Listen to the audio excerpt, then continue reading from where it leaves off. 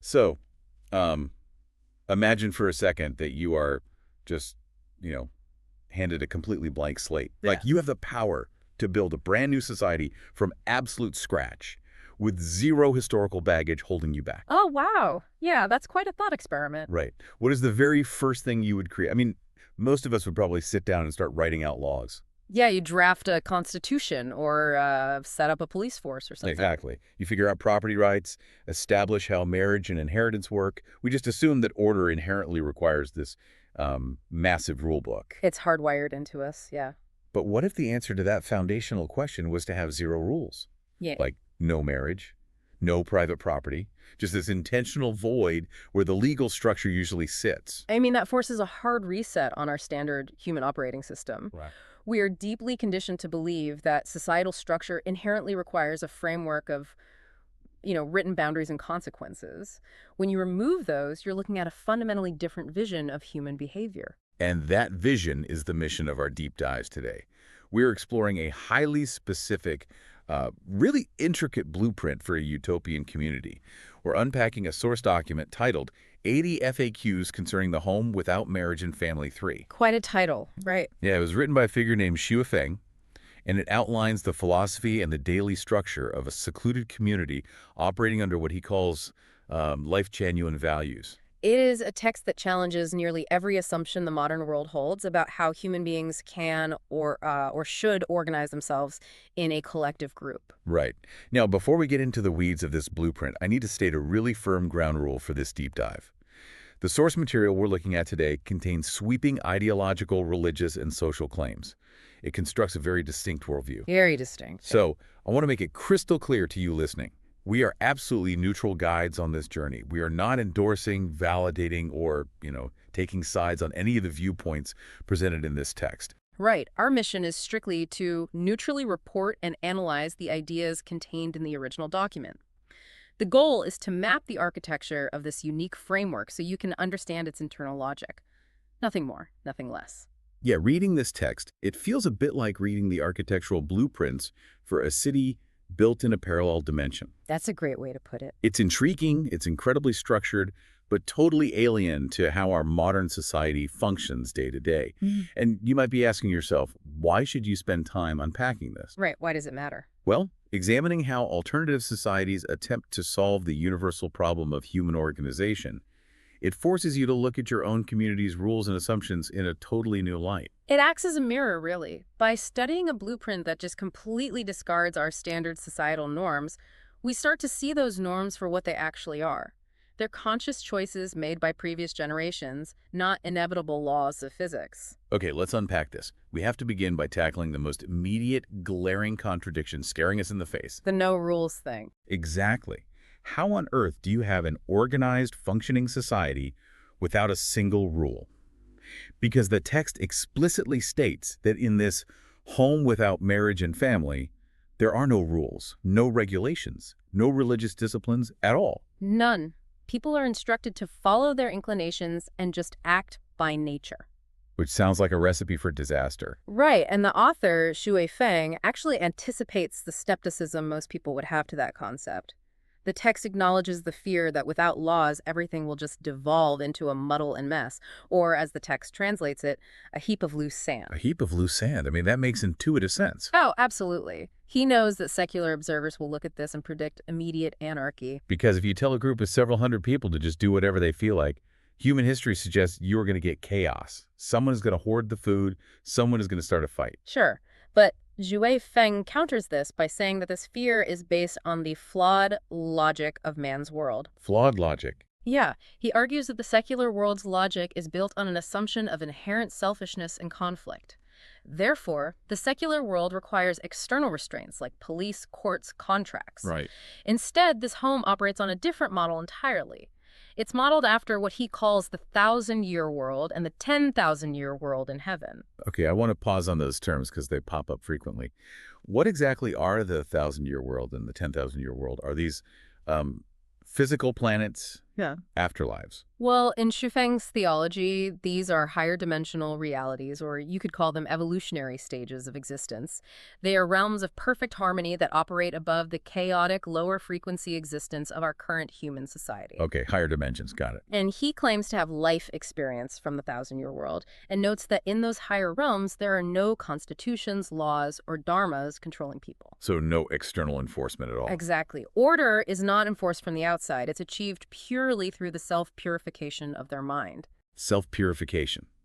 I mean, I understand the theory, but I still struggle with the practical application here on Earth. It's a leap, for sure. It sounds like an orchestra without a conductor or sheet music, relying entirely on the musicians just magically vibing together. If someone plays out of tune, there's no mechanism to correct them. If we connect this to the bigger picture, the text is actually replacing an external mechanism with a really powerful internalized one. Okay, how so? In modern society, we use written laws as friction to stop bad behavior. The Lifechanyuan model removes that external friction and replaces it with total reliance on Lifechanyuan values living inside the individual's mind. So the law is essentially in their head. Precisely. The theory is that if the internal values of every single member are perfectly aligned, external rules just become redundant. They see rules as a symptom of a diseased society, not a cure. Okay, so the premise is that if everyone is running the exact same moral software, the system operates in perfect order, naturally, without conflicts. That's the idea, yeah. But that relies on a massive assumption, right? That everyone in the room has a perfectly calibrated mind.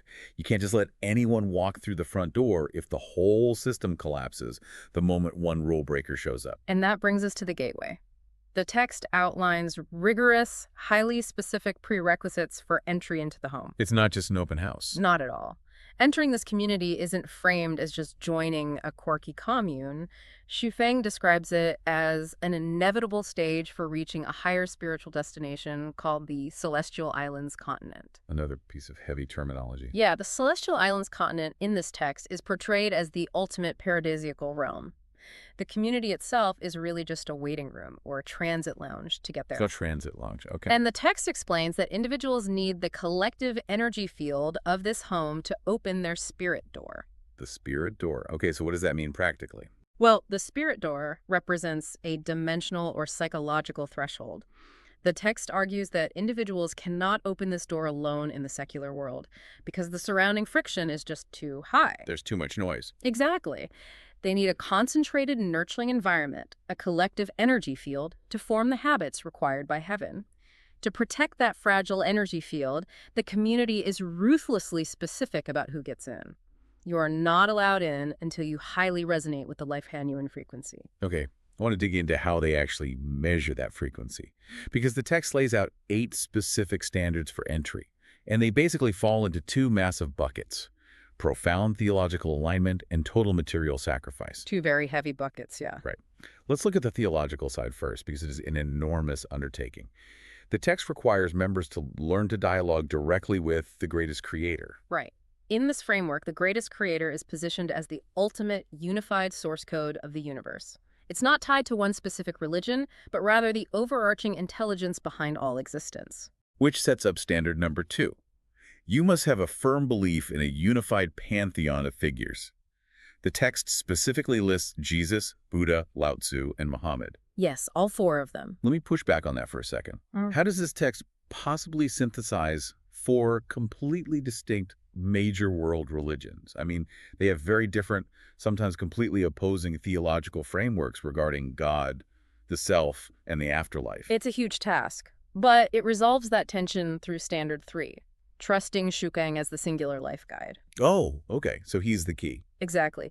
The text essentially treats Jesus, Buddha, Lao Tzu, and Muhammad as, regional managers or historical emissaries sent by the same CEO, the greatest creator. Regional managers, I like that. Yeah, their original messages, according to this blueprint, were adapted for their specific times and cultures, and perhaps misunderstood or corrupted over centuries.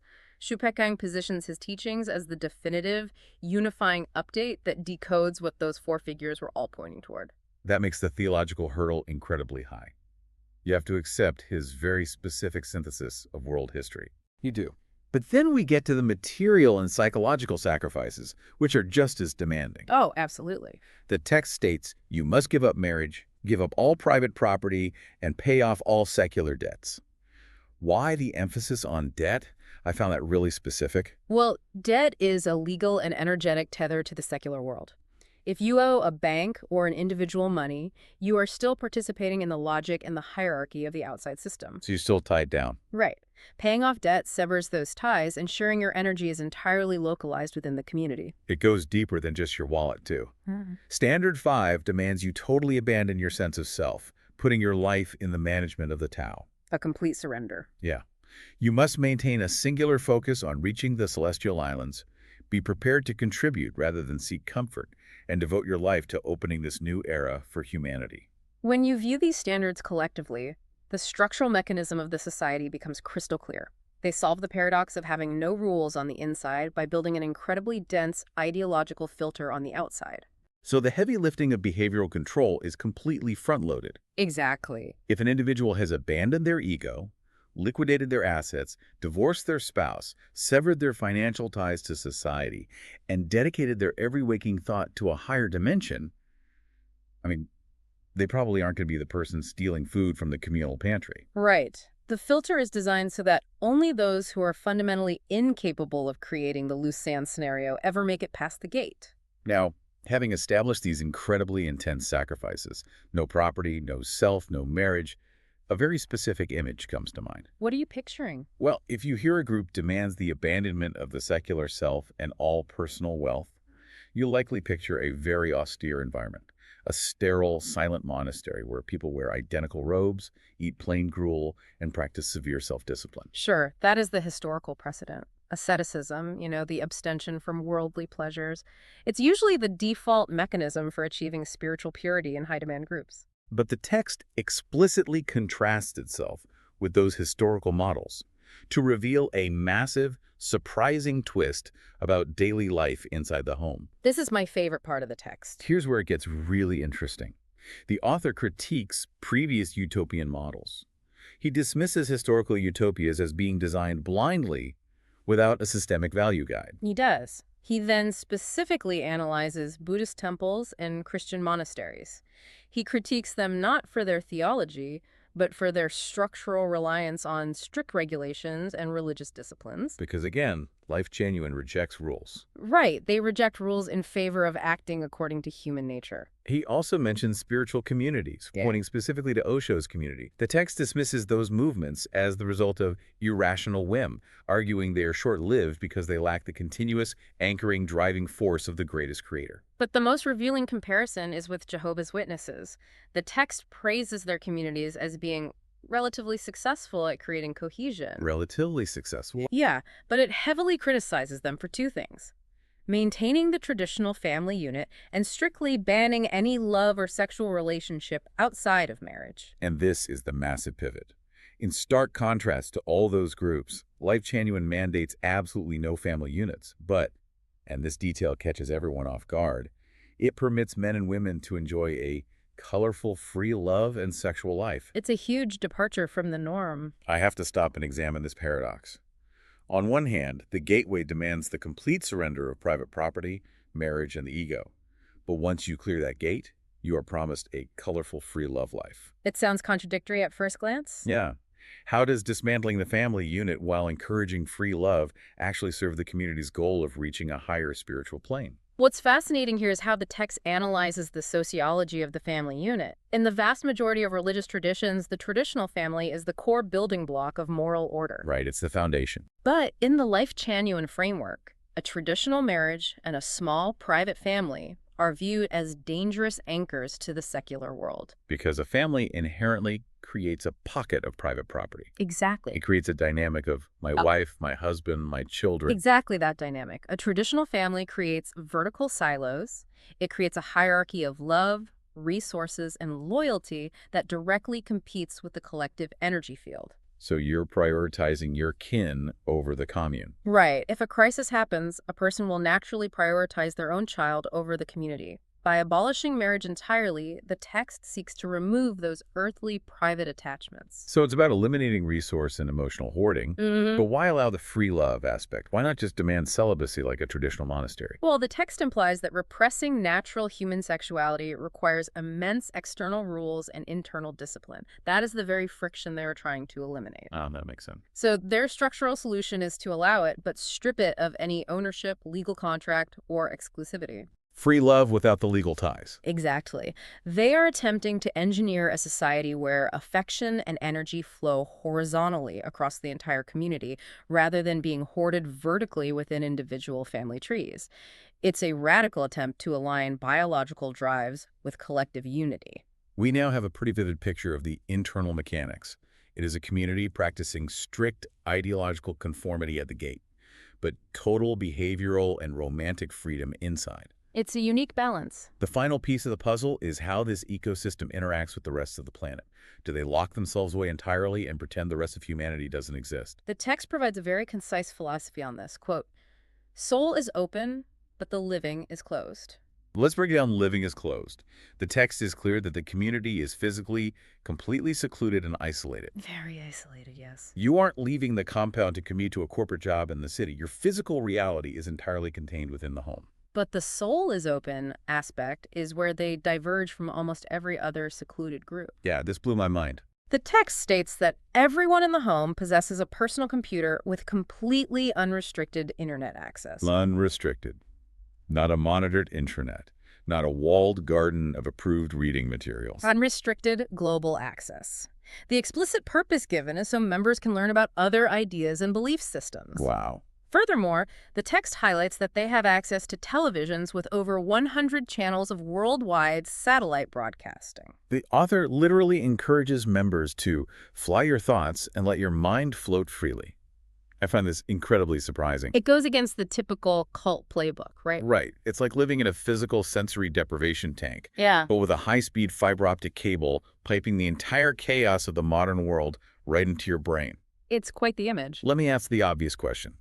Doesn't giving everyone unrestricted internet access inherently threaten the very specific frequency they worked so hard to establish? This raises an important question about the psychology of high-demand groups. Typically, highly secluded communities utilize strict information control. Yeah, censorship is usually step one. Exactly. Limiting access to outside media is a primary tool for maintaining unity and preventing doubt. Exposing members to the secular world's logic is usually viewed as toxic. Right. If you spent years purifying your mind to align with Xue Feng and the greatest creator, couldn't scrolling through unrestricted global news or secular debates introduce exactly the kind of chaotic friction they're trying to escape? You would think so, but the fact that they don't restrict it reveals a profound, almost absolute confidence the text has in its own philosophical architecture. They really believe in their system. Completely. The belief is that once a member achieves this specific, highly tuned frequency, exposure to global ideas cannot corrupt them. The text views its own truth as so self-evident and its members' minds as so thoroughly purified that an ideological immune system has basically been permanently formed. An ideological immune system. That's fascinating. They believe you can watch 100 channels of secular television, and it will only reinforce your choice to remain in the secluded home. The digital chaos of the internet exists harmoniously alongside their physical isolation without causing cognitive dissonance. It really is a mind-bending piece of societal architecture. Let's briefly recap what we've unpacked today. Good idea. We are looking at a blueprint for a physically secluded community that operates with zero rules, zero traditional families, and zero private property. A society held together entirely by an intense, unified internal frequency that must be achieved before anyone ever walks through the door. A gateway frequency that requires surrendering your sense of self, liquidating your secular life, and synthesizing multiple world religions into one specific cosmology. Right. And inside that secluded environment, members enjoy a life of free, horizontal love and unrestricted digital access, all designed to generate a collective energy field that will supposedly launch them to the 1,000-year world. It is a masterclass in contrasting extremes. Complete physical isolation paired with complete digital openness. The total abandonment of personal property paired with total romantic freedom. Every element is engineered to remove secular friction. So what does this all mean? Obviously, this is an incredibly specific, radical framework that you and I will likely never experience. Highly unlikely, yeah. But think about the organizations you belong to right now. Your workplace, your city, your friend group, your own family.